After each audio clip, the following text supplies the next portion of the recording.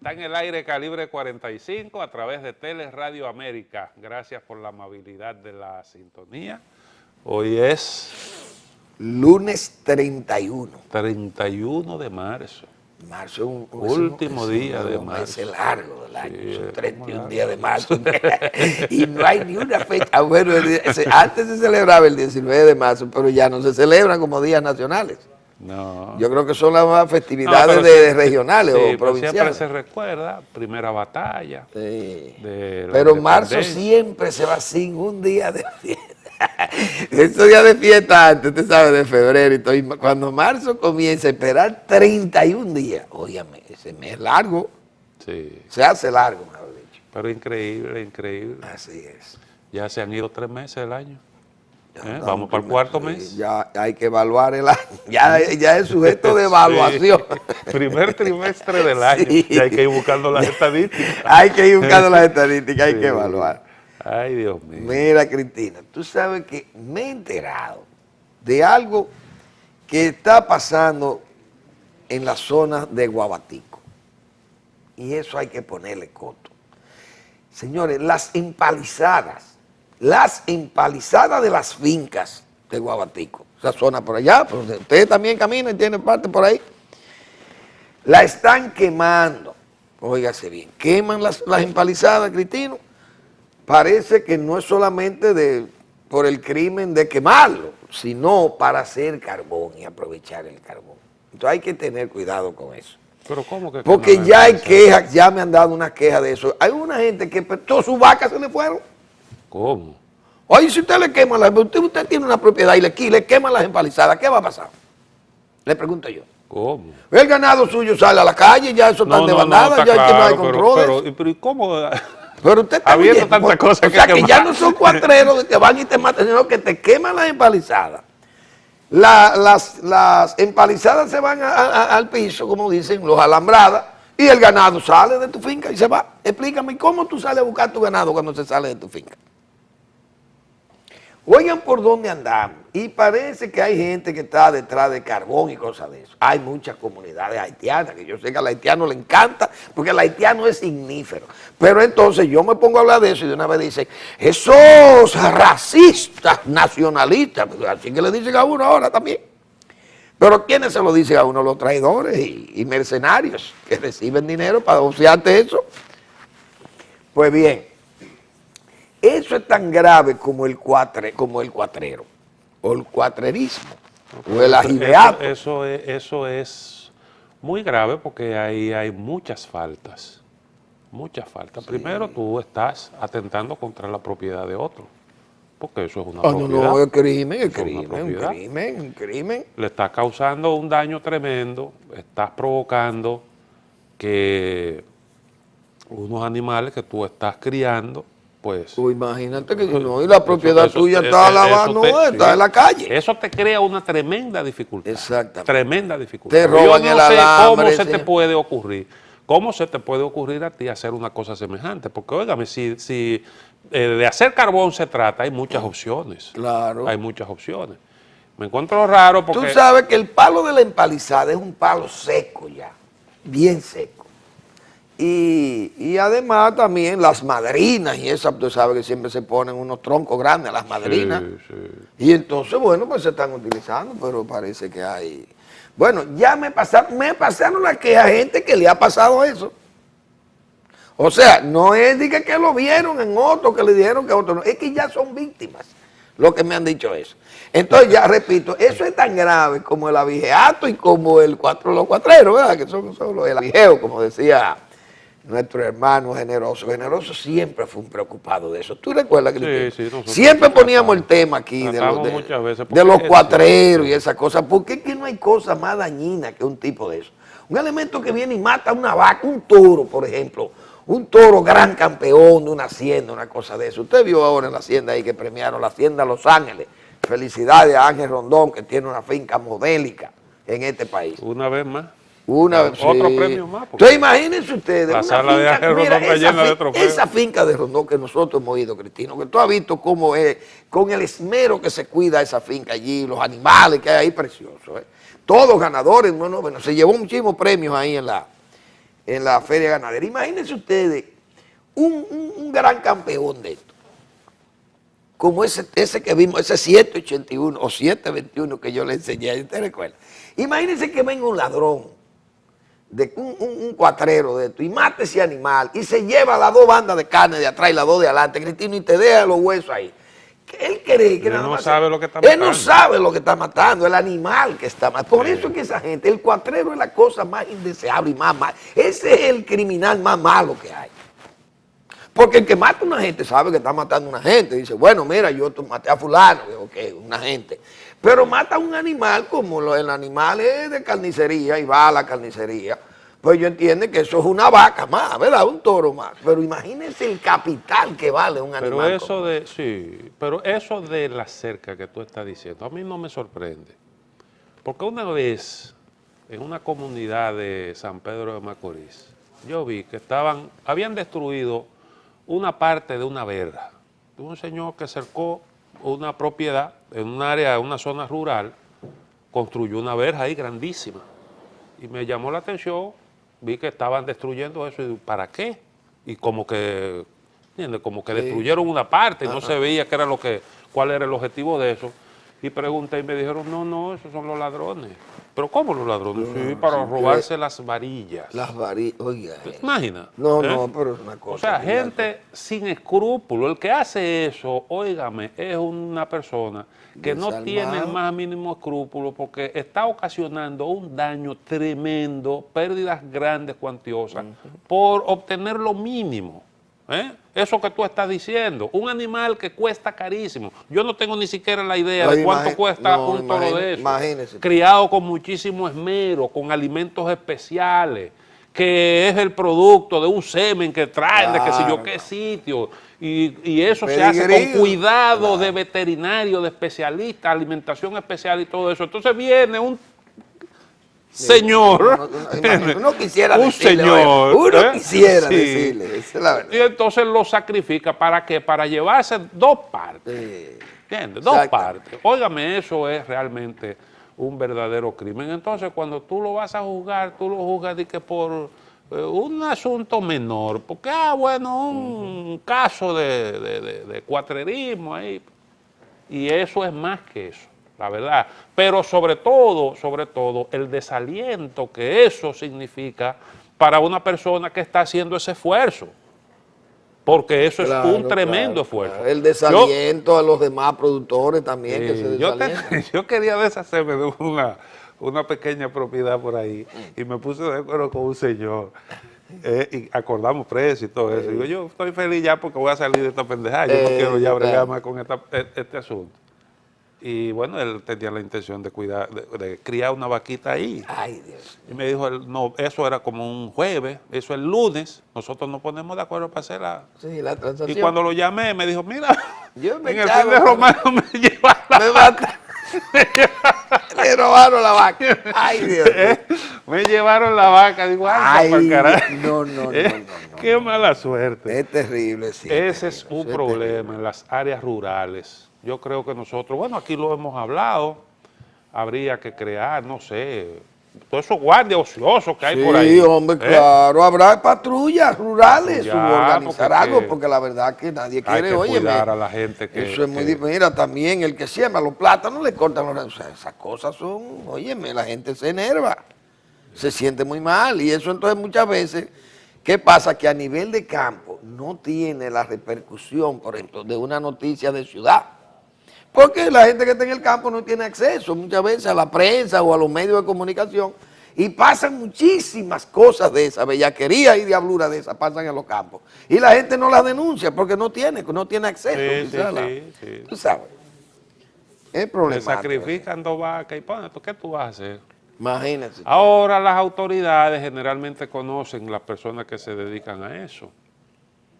Y el asunto es que hay individuos de esos que tienen como 500 fichas. Como 500 fichas, se las arreglan y al momento están sueltos. Y esa es la realidad. Vamos a ver, ahora tal vez con esta modificación del Código Procesal Penal, porque yo te voy a decir una cosa, que todo lo que le llevan a un juez pruebas fehacientes de que ese señor ha delinquido 10 veces anteriormente. Pero el juez dice que eso no es prueba para él. No, y eso pasó. Dame la de ahora, la del caso por la que viene. Pero tiene 15 fichas, le dice a la policía, mírala ahí. Eso no vale nada para el juez. Pero Oye, está bien, entonces, venga, por lo menos te da a ti una información del individuo que tú tienes sentado ahí. ¿Verdad? Tú no lo puedes, se supone que a un individuo así, que ha sido acusado muchísimas veces de asuntos graves, y te lo llevan ahí con más o menos cierto fundamento, y tú no le vas a decir una fianza. No, ese señor, por lo menos tú tienes que mandarlo a prisión. Hay tipos que tienen señas de balazo dados por la policía y de todo, y se lo enseñan a los jueces, a los policías, miren el balazo que se lo tuvimos que dar. Y eso no vale nada para los jueces, nada. Entonces el tipo está en la calle haciendo y deshaciendo. Y entonces, pero entonces dice el Procurador General de la República, no, que las cárceles están llenas, hay demasiado cárcel. Pero venga acá, hermano. Pero si tenemos que hacer 10 cárceles para meter los delincuentes, vamos a hacer 10 cárceles más. O lo vamos a dejar en la calle, no es peor. Cristina, es peor tenerlo en la calle. Sí. ¿Qué me importa a mí que hayan 24 cárceles más? República Dominicana está llena de presos preventivos. Bueno, pero eso es lo que hay, porque ¿qué vamos a hacer? Porque somos 10 millones de gente, entonces vamos a sacrificar 10 millones. Por 200,000 o 50,000 presos que haya que tener. Nunca he entendido eso. Porque yo creo, claro, bueno, tú dices que se te llenen las cárceles, eso es un problema. Exacto. Ahora, tú no puedes modificar la legislación para que los delincuentes estén en la calle, porque es incómodo tenerlos presos. Tenerlos presos. No, es preso que hay que tenerlo, porque la mejor forma de usted desincentivar eso, el delito, es justamente castigando al responsable. Exactamente. Si usted no castiga al responsable, entonces usted va a tener una plaga de delincuentes. Esa es la realidad. Ahora, bueno, la sociedad entonces tiene que hacer un sacrificio. Sí, tiene que cueste caro, bueno, porque cueste caro. Pero el delincuente tú tienes que aislarlo. Esa es la realidad. Esa es la realidad. En la cueste calle. Lo que cueste, pero tiene que aislarlo porque en la calle hace daño. Entonces pongámonos de acuerdo de que un atraco no es un delito. Exactamente. Un atraco no es un delito. Sin daño. Atracarte, eso es normal. Y vete para tu casa. ¿Entiendes? Bueno, tú fuiste el tonto que te dejaste atracar. Y entonces pongámonos. Ahora, si lo tipificamos como un delito, preso tiene que ir. Hay que aplicarle la ley. Esa es la realidad. Así es. Bueno. Que la prisión es la excepción y la que sé yo qué cosa. Sí, entonces ¿entiendes? No el tipo, óyeme, policía que llevan el tipo detenido y lo ve 3 días después, lo ve en la calle, el mismo tipo que él detuvo. ¿Y cómo ese policía ese policía vuelve a inmiscuirse en buscar la captura de tipo? Tú sabes, a mí me decía un coronel un coronel de la policía me decía a mí, tú no te imaginas, Manuel Fermín, lo que es una labor de inteligencia. Cuando a uno le dan un caso de eso, a un oficial de ese tipo, le dan un caso como eso. Ese tipo dice, una labor de inteligencia, eso puede llevar meses, que yo le dé seguimiento a un delincuente. Y a veces hay que tener fondos y recursos para tú darle algo al que te sopla y te ayuda en la zona y en el barrio. Bien, tú te sientes feliz como oficial policial en detener al elemento y acumularle y buscarle las pruebas ahí. Y lo lleva y lo presenta a la justicia. Es un éxito del oficial haber detenido al tipo después de esa labor de inteligencia. Hoy usted sabe lo que usted, después que usted hace ese esfuerzo, ver ese tigre 3 días después en la calle, diga con una medida de corrección para que se presente los lunes a la fiscalía. Ese no va, óigame, ni a la iglesia va ese, a ningún lado, ni a una funeraria, a ningún lado va. Ese es lo que va a delinquir de nuevo. Y si se encuentra con el oficial, que se prepare el oficial, que lo mata.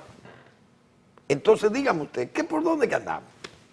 Sí, ¿por dónde que vamos? Si a ti te roban, se metieron en tu patio y te robaron un objeto cualquiera en tu patio. Para ponerte un ejemplo de una actividad de eso, un raterismo de eso. Bueno, tú dices, bueno, voy a poner una denuncia o una querella si tú sabes quién fue, ¿verdad? Y pues, tú tienes que fajarte a lograr que atrapen a ese señor. Tú víctima, tienes que fajarte, porque nadie va a mover un dedo para conseguir que se castigue a ese individuo. Un muchacho que es veterinario encontró 3 ladrones en su casa. Yo encuentro 3 ratones en mi casa y eso es un lío, dígame usted. 3 ratones, ¿verdad que sí? Eso es un problema en la casa, pero yo es un lío. Bueno, pues ese señor se encontró con 3 ladrones en la casa. Mató 2. Y el tercero, que le clamó perdón al muchacho, porque el tipo estaba armado, se le hincó, pero él lo mató también. A los 3 lo mató. Ese tipo le cantaron 5 años. O sea, un hombre que se salva a chepa. Oiga, se salvó porque tenía esa pistola y pudo dispararle a esos tipos y eliminó a esos 2 y el otro se rindió y él lo mató también. Bueno, yo no sé si ese acto, cómo considerarlo. Yo lo que sé es que si el tipo pestaña, el que está vincado lo mata, tío, no, Cristina. Bueno, no. Óigame y bien. si no lo matan, si lo perdona, lo mata después. Lo mata después, exactamente. Entonces, pero es 5 difícil. años preso. ¿Usted sabe por qué?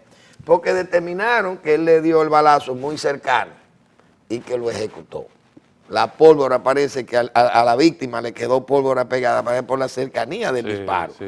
Y el tipo le cantaron 5 años. Pero 5 años usted preso, usted desorganiza esa familia, es un desastre para la familia. Pero el tipo ha matado, son 3 ratas que se le han metido a su casa, que era para asesinarlo si él no es vivo. Ahora, yo te voy a decir, ¿dónde que vamos a de andar, ese entonces? caso de raterismo, tú tienes que ser diligente. Tú tienes incluso que ayudar en la persecución. Porque Sí, hay claro. gente. Mira, No, la tenemos comunidad.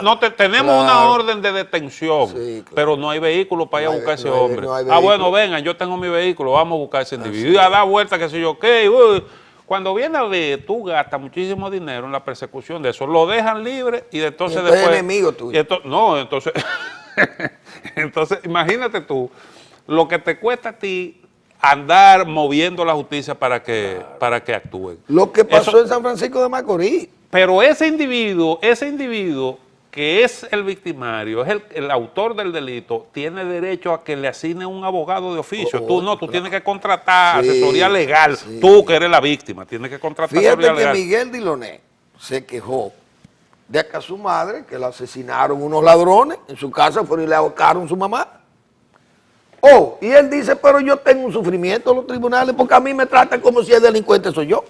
Dice, él se siente tan mal en los tribunales que él va a defender que a su madre se la mató unos tipos que están presos. Bueno, pues ellos reciben mejores atenciones que él. No, y ¿Usted está un oyendo? caso de un señor que dijo, ¡y esta rata! Oh. y al abogado de una vez, de oficio. Sí. Dice, no, mire, magistrado, el artículo del código.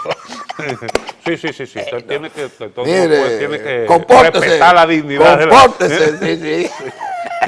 Mire, en San Francisco de Macorís hubo un ladrón que se metió a robar en un almacén, en la Peña de San Francisco de Macorís. Es un caso que se conoció públicamente.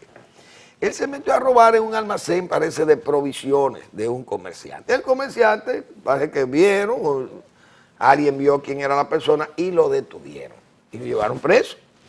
Entonces, el señor, el detenido, el delincuente, le dijo al señor, al dueño, no te preocupes, que de que yo salga de aquí te voy a ir a matar. Bueno, pues el hombre lo soltaron y fue y mató al comerciante, al que tú te estás oyendo.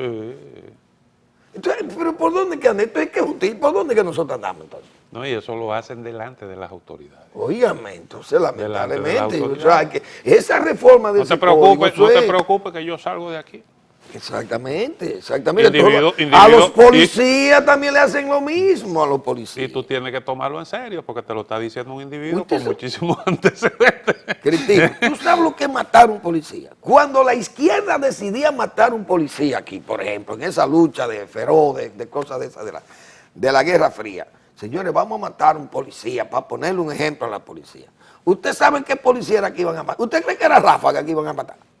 Que era matable, digo yo, porque Ráfaga era un hombre demasiado peligroso.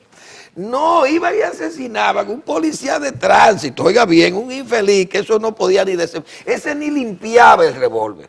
Ese era el que iban a matar a un policía de tránsito. No, pero ¿Y usted había- cree que eso es fácil, matar a un había- policía? había- Bueno, pues ahora matan coroneles como Rola. Lo matan. Ahora, habían cosas peores que esas. Sí, Porque tú sí. no sé si tú te acuerdas que se cogieron con matar billeteros. Billetero, Porque adiós, los claro. billeteros di que eran unos pulpos. Ay, loco. ¿Tú sabes lo que un Sí, billetero que con un burro unos bien pulpos, feliz, con unos una pulpos, tijerita? sí, Ay, Dios. y un burro vendiendo, Ay, ay. vendiendo pedacitos de billetes. Eso no. Usted sabe los billeteros quebrados que había aquí, porque no hay cosa más mala que un jugador. Que el jugador coge ese billete fiado. Y entonces coge ese billete y se lo lleva y no se lo paga. Pero se peló y se lo debe al billetero y si no se lo paga, ¿qué va a pasar? ¿Cómo? Hay gente que juega fiado. Pero así, pero venga acá, pero aquí hay de todo, porque este es un país que hay de todo. Aquí hay gente que juega fiado hasta en los casinos, Cristina. Sí, sí, eso Sí, sí, claro. con O garantía, sea, el bueno, asunto es que, empeñan óyeme, y aquí venden. hay que ponerle mano dura a estas cosas, eso de derechos humanos está bien, vamos a cuidar de que no se violen las cosas tan flagrantemente y tan como a la clara, pero aquí hay que ponerle un ejemplo a esta gente, porque si no, este crimen no va a cesar aquí, ni va a ceder por ninguna forma. Yo no sé si solamente di que la fuerza de la ley, de la justicia, que eso controla. Bueno, los vamos a regímenes que hacer, vamos a tienen hacer una controles. pausa, que yo te quiero consultar sobre un caso que está Está actualmente en la justicia. Ok.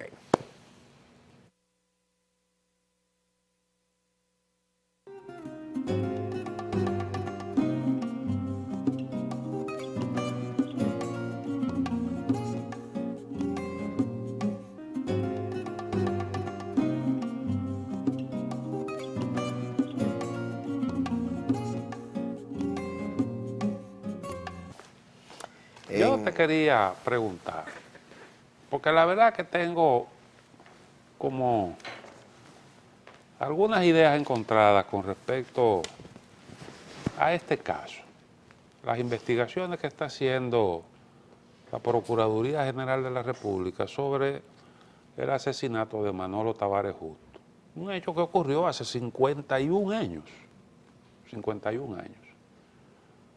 Todo el mundo sabe que sobre eso se ha escrito, es algo que más o menos se ha reseñado, lo que ocurrió entonces. Y existen versiones. Y entonces, se está investigando eso. Hay algo planteado, una solicitud de una fundación que llegó hasta la Procuraduría General con esa propuesta y ese planteamiento y la Procuraduría General pues lo aceptó. Yo supongo que en el entendido de que se trató de un crimen de guerra y que crímenes de guerra no prescriben, porque todo el mundo sabe que hay un plazo de prescripción.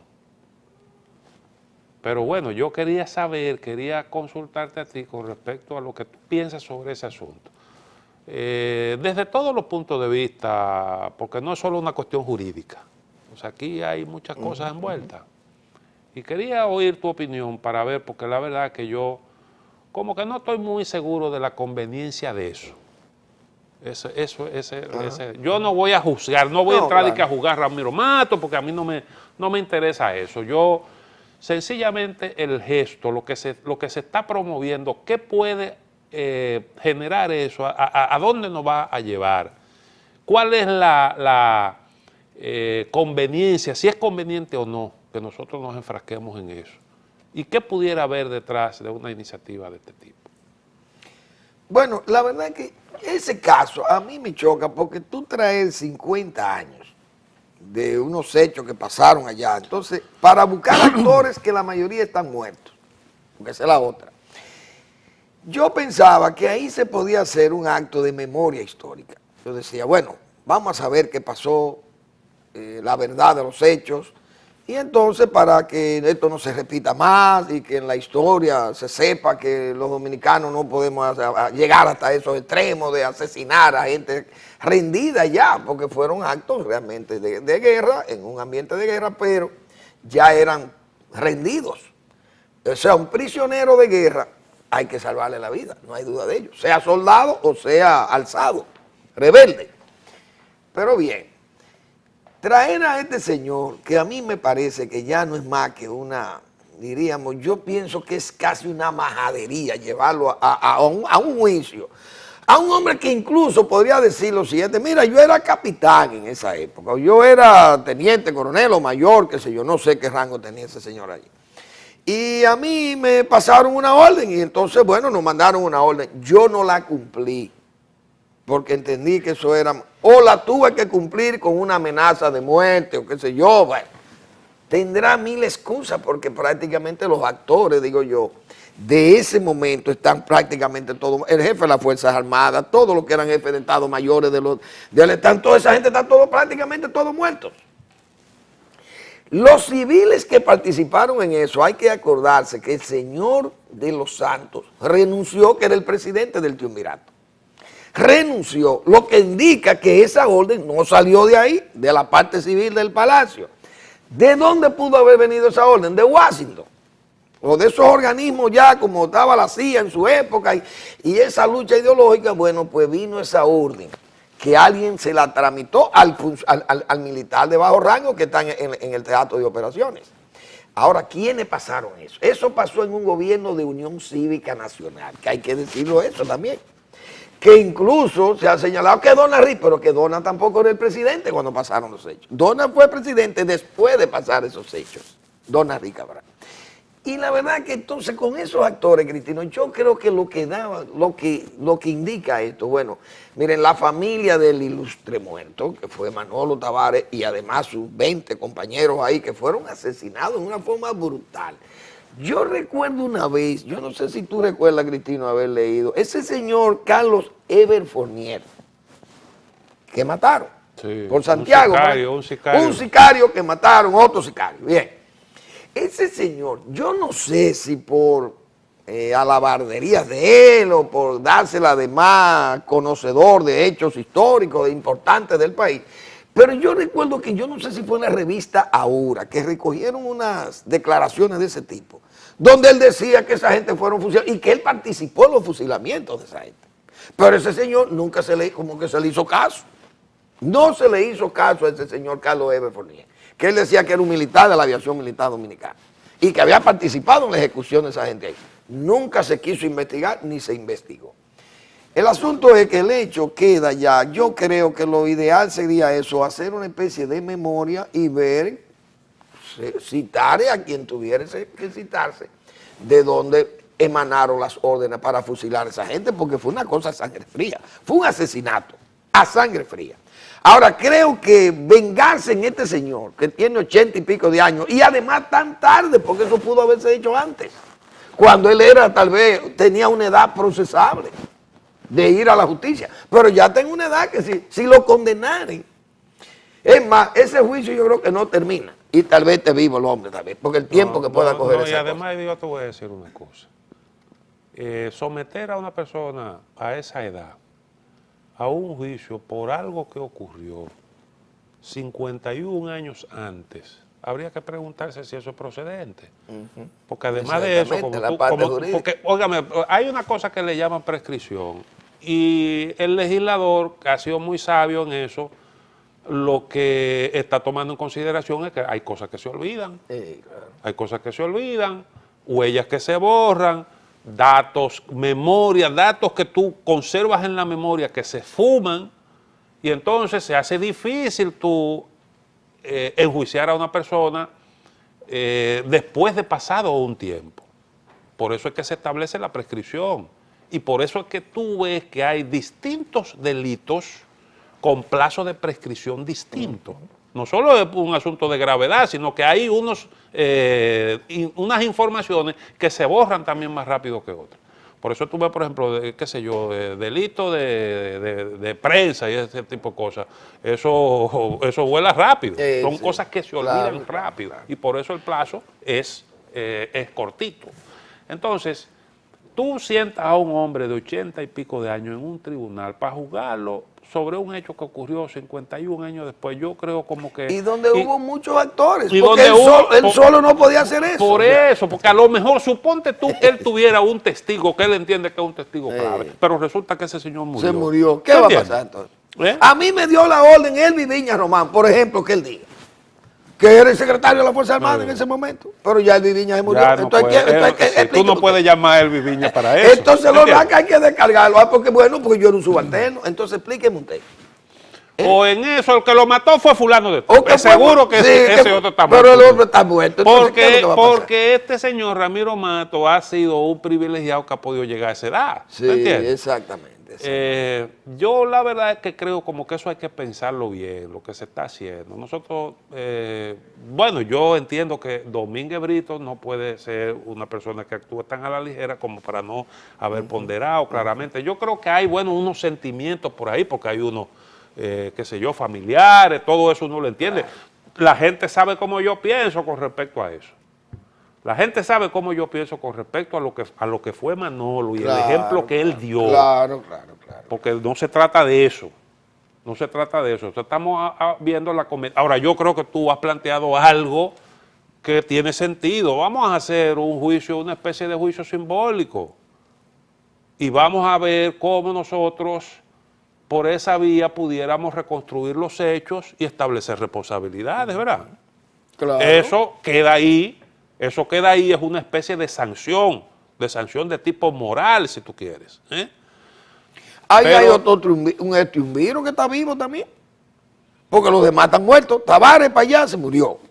Se murió también Tapia Pinar, que fue triunviro. Sí. Se murió. Pero ahí queda Cáceres Troncoso, que fue triunviro. O de un viro, porque estuvo con Don Henrique. Sí. Con Don Henrique Cabral. Pero Dona está muerto también. Elvi Viña Román está muerto. Elías Wessing, toda esa gente, militares que están muertos. La mayoría están muertos todos. Esos jefes de Estado Mayor de la época. Bueno, en resumen, esas cosas es difícil que prosperen. Primero porque tal vez va a caer en la parte esta de la prescripción, como han señalado algunos abogados. Entonces, si caen esa, ya entonces se pierde todo. Vamos a levantar la memoria. Ahora, yo sé también que levantar la memoria es una losa muy pesada, Cristino. Porque que aquí hay muchas cosas todavía. Señores, aquí hay muchas cosas tapadas. Aquí hay muchos crímenes tapados, crímenes económicos y crímenes políticos que vienen de la era de Trujillo, pero hay familias que les afectan esas cosas todavía. Entonces, yo sé, es mejor buscar la memoria. Aquí hay gente que no quiere ni la memoria, que se haga la memoria del Trujillato. Porque que aquí hay muchísimos próceres hoy. Hijo de quienes, de Caliese, de gente que, usted me entiende, que fulano está, no, de gente del trujillato, no solamente del trujillismo, porque aquí hubo gente del trujillismo y gente del trujillato, que yo llamo el trujillista, la persona que tenía que ser trujillista y que este país, todo el mundo, o no todo el mundo, la gran mayoría del pueblo dominicano era trujillista. Ahora hubo gente bellaca que participó en actos del ENARO y que son parte del trujillato. Entonces aquí hay todavía muchas familias dominicanas honorabilísimas, ustedes están oyendo, de gente que tiene sangre e inconducta todavía. Entonces todas esas cosas uno sabe lo difícil. Fíjense que hasta en España el franquismo, la guerra del 36, oiga bien, la guerra civil, eso es una losa tapada en España todavía. Pero allí ya hay una ley de amnistía, claro, hay una ley de amnistía que la negociaron. Hubo un juez que quiso ¿Usted vio? destapar esa olla de A lo mejor, y lo inhabilitaron. a lo mejor hay gente Sí. que se ve en la posición del juez Garzón. A lo Exactamente. mejor hay gente que Sí, entiende, que dice, bueno, pero por aquí este es el camino. Sí, ¿verdad? sí, no, claro, ¿Eh? claro. A lo mejor, yo no sé, porque A lo ¿verdad? mejor buscando, ¿verdad?, un relieve, tal vez, porque también hay, aquí, señores, aquí hay funcionarios judiciales que le encanta un escándalo para ver si se montan en esa ola o no. Vimos el caso de este señor Moreno, Guillermo Moreno. Guillermo Moreno, ¿cuál fue el gusto de él? Digo, bueno, si yo puedo arrastrar a Balaguer a la fiscalía, eso es un hecho histórico que me va a catapultar a mí. Y mañana yo voy a ser el hombre que más va a querer el pueblo dominicano. Porque llevé a ese neosátrapa de Balaguer, lo arrimé ahí, lo llevé y lo degradé a ese Balaguer que era intocable. Lo llevé a la fiscalía y sudoroso ese viejo tuvo que oírme a mí ahí al fiscal interrogarlo. Eso fue lo que pretendió el señor Guillermo Moreno. Hoy no le mandan una citación a Balaguer a la casa, pero usted se imagina sacar a Balaguer y que oiga a Balaguer, como decía Hueva Rodríguez, usted sabe lo que era Balaguer. Ese señor que él quechaba, él era que queche y entonces cometió un error. Y le dijeron, pero tú sí eres bruto, hueva, por qué tú eres tan bruto quechando? Ah, pues si usted quiere un queche inteligente, traigan a Balaguer a quechar. Usted se imagina una cosa. Entonces Moreno, el pobre quiso tomar eso como, diríamos, como trampolín o como garrocha, el caso Balaguer, y entonces, bueno, hay pues un todo el caso, mundo vio lo que hay pasó un caso. aquí. Bueno, nosotros hablábamos fuera del aire y tú me hacías mención de cómo se manejó la situación en África del Sur.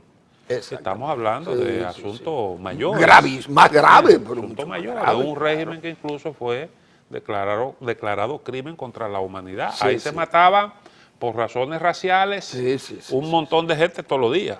Así es. Y era un régimen de segregación racial. Una situación Oh, sumamente... usted lo que decirle a la gente, y- mire, son las 5 de la tarde, láguese de aquí que yo usted no puede estar por aquí, por Sí, esta calle. sí. ¿Usted se imagina Sí, una sí, cosa sí. igual? Individuo- Esto es zona de blanco, usted no puede estar individuo aquí. con, Óyeme. con derechos muy limitados. Claro. Eso es así. Entonces, ahí, bueno, cuando se cayó el régimen del apartheid, el propio Mandela, que fue, bueno, un símbolo de lo que fue la represión, Sí, sí, sí, 26 años preso, 27, qué sé yo, 26 años preso. Y bueno, él salió de la cárcel. ¿Y usted cree que él salió a perseguir gente? No, hombre, él se dio cuenta de que eso no tenía absolutamente ningún sentido, pero ahí se formó una comisión. No significa que tú renunciaras a la verdad. Claro, Entonces se formó una comisión de la verdad y se comenzaron a establecer responsabilidades, y eso queda para la historia ahí. Naturalmente no es lo mismo, porque estamos hablando de un régimen que tenía unos soportes y tú no podías desestabilizar claro, exactamente. ese régimen. Pero yo pregunto, a estas alturas, cuando incluso todas esas son cosas superadas, no tenemos peligro de que eso, o sea, yo creo que la posibilidad de un retorno a aquellos tiempos, eso está muy lejos. No, eso ya yo es creo que imposible. definitivamente está superado. Esa memoria que recogió Edmond Tutu, que está vivo todavía, el arzobispo Sí, de Desmond allá, de Tutu, Johannesburgo. presidente, Edmond Tutu, premio Nobel de la Paz, sí. claro, junto con Leclerc era, o no recuerdo, creo que Leclerc. Frederick de Klerk. Sí, de Klerk. Entonces ellos, bueno, llegaron a las conclusiones por vía de una comisión una memoria de la verdad, la comisión de la verdad. Bien, ese caso fue un caso muy especial, el de Sudáfrica, con casos gravísimos de violaciones. Ahora, en Argentina, por ejemplo, y en Chile, pero en Argentina hubo una lucha desigual porque fue un ejército que dio un golpe de Estado y se montó entonces en ese golpe de Estado y asesinó a muchísima gente y secuestraba y hacía de todas esas cosas. Bueno, eso como que era juzgable también porque mujeres embarazadas la hacían parir, que se quedaban con el niño, mataban a la mamá, una cosa bestial, o sea, una cosa que eso no se puede ni narrar, lo de Argentina también. Y esos ejércitos de Sudamérica, unos ejércitos que fueron tan perversos también. Bueno, esa gente fueron juzgadas, esos generales fueron juzgados. Ahora, en este caso, la verdad que es un caso muy lamentable porque uno sabe, yo recuerdo cómo fue asesinado Manolo Tavares, que por cierto yo muchas veces decía, Cristino, señores, hasta a Balaguer le pegaron esos crímenes. Porque la gente, muchos jóvenes pensaron que fue Balaguer que ordenó ese crimen. Porque a Balaguer se le pegaba en todos los Balaguer lo asocian con ese crimen, Sí, esa es una sí, realidad. claro, pero Balaguer estaba en el exilio. Sí, Que yo he dicho que en Montecristi, señores, todavía en Montecristi se vota en contra de Balaguer. Porque en Montecristi, tú sabes que Montecristi era la cuna de Manolo Tavares. Y mucha gente que cayó, Polo Rodríguez, gente que cayeron de allá, que eran gente de Manolo ahí. Y todavía Montecristi votaban en contra de Balaguer porque pensaron que Balaguer era el que había dado la orden para matar a ese grupo. Manuel, tenemos Bueno. una información que nos hace llegar el Instituto Nacional de Recursos Hidráulicos, el INDRI, que dice lo siguiente: el Instituto Nacional de Recursos Hidráulicos, INDRI, y el Consejo Provincial de la Central Hidroeléctrica Los Toros entregaron el remozamiento de la iglesia Nuestra Señora de los Remedios de Asua, obra ejecutada con una inversión de 6.700.000 pesos, fondos generados por la venta de energía. El director ejecutivo del INDRI, ingeniero Olgo Fernández, quien preside el consejo, encabezó la entrega de la parroquia a los feligreses durante un acto donde el obispo de la diócesis de San Juan de la Maguana, Monseñor José Dolores Grullón, ofreció una misa de bendición de la obra y de acción de gracia. Vamos a ver las declaraciones del ingeniero Olgo Fernández y lo que dijo Monseñor José Dolores Grullón de la diócesis. En el día de hoy, que vinimos a entregarle el remozamiento, lo que fue la inversión que se hizo en este templo, para que los ciudadanos de esta provincia que vienen a él se sientan regocijados, se sientan halagados en un ambiente sano, puedan recibir la palabra de Dios como Dios manda. Y por eso es que el Consejo de la Hidroeléctrica está apoyando proyectos que van de un lado a otro lado en el desarrollo humano. El Fernández dijo que con la entrega de esta obra se cumple con el objetivo original de que los ingresos producidos por la venta de energía que genera la central hidroeléctrica Los Toros, que opera en Asua, alimenten un fondo que tiene como objetivo ejecutar proyectos que mejoren el nivel y las condiciones de vida de los habitantes de las áreas rurales de la referida provincia. El director del INDRI citó, entre otros trabajos realizados en el templo católico, el remozamiento de la cúpula, colocación de tejas en el techo, techado de madera en su interior, pintura general, reparación y pintura de 26 bancos, además de brillado y cristalizado del piso. La verdad que ese trabajo que está haciendo el INDRI, Cristino, porque esos recursos, yo recuerdo en Asua una protesta en Asua, porque esos recursos de esa hidroeléctrica de Los Toros, eso como que nadie lo veía en Asua y eso no se derramaba, pero que ahí se están derramando. Mire cómo se ve ese centro parroquial, mire lo lindo que está esa iglesia ahí. ¿Ves? Porque, señores, es que el trabajar, cuando un funcionario quiere trabajar, encuentra, los recursos aparecen. ¿Tú viste a ese señor, Monseñor, cómo es Monseñor Grullón? Grullón Estrella, sí, hermano de Sergio Grullón. De Sergio Grullón. Sí, mire, y se parece a Benedicto XVI, sí, pero ¿verdad que le parece a Benedicto? Sí, igualito a Benedicto XVI. Pero él se parece mucho a Sergio ¿Será también. que mandaron a Benedicto XVI para acá? Lo agarraron con vacuna al obispo. Monseñor Grullón, excelente, también un religioso muy consagrado. Bueno, imagínense, usted un obispo de San Juan, tiene mucho tiempo ahí en el obispado de San Juan. Pero esos son gente de una formación cristiana familiar. Sergio también, su hermano Sergio. Está gordito. Sí. Monseñor Grullón, hombre excelente obispo, magnífico obispo de la diócesis de San Juan, que es una diócesis muy grande. Pero no hay tanto obispo gordo. No, él es como bajito, porque Sergio es más alto que él, pero él es el otro. Porque hay curas que echan siesta también, sí. Hay unos curas que son abejas trabajando también, que son secos y flacos. Yo he visto unos franciscanos con las barbas largas y las chancletas, como dicen. Trabajan, son una gente que viven, pero hay otros que llevan vida más muelle. Labor social tremenda, mucho.